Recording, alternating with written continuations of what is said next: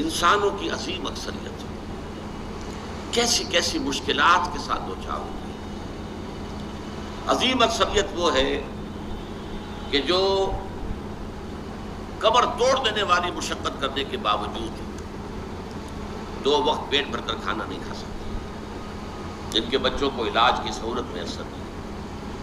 مشقت، محنت، تکلیف، نہ صرف محنت و مشقت، محنت و مشقت کے اعتبار سے تو ہم یہ کہہ سکتے ہیں کہ انسان بھی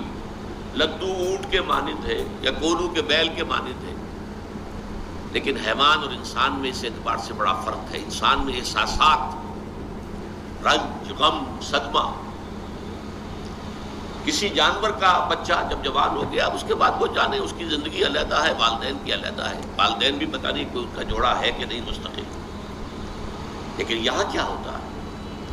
یہاں جس اولاد کو پالا پوسا، جنہیں اپنے جگر کے ٹکڑا سمجھ کر اور اپنا پیٹ کاٹ کر جن کو پالا ہے، اگر وہی بیٹا جوان ہو کر سینہ تان کر بات کرتا ہے، یا جیسا کہ آپ سنتے ہیں باپ پر ہاتھ اٹھا لیا ہے، ماں کو مار دیا ہے، قتل کر دیا ہے، جو صدمہ اس وقت انسان کو ہوتا ہے کیا کسی حیوان کو ہوتا ہے؟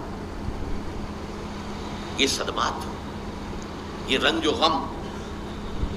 قرآن مجید میں ایک پوری سورہ مبارکہ ہے اسی پر، جس کا مرکزی مضمون یہی ہے،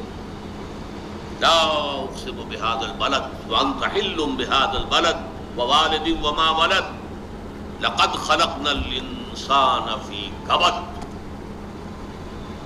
میں جو ابتدائی قسمیں ہیں ان کو اس وقت تشریح نہیں کروں گا، اس لیے کہ وہ ہمارا اس وقت کا موضوع نہیں ہے۔ جس پر قسمیں کھائیں اللہ نے 3، لا اقسم بهذا البلد وانت حل بهذا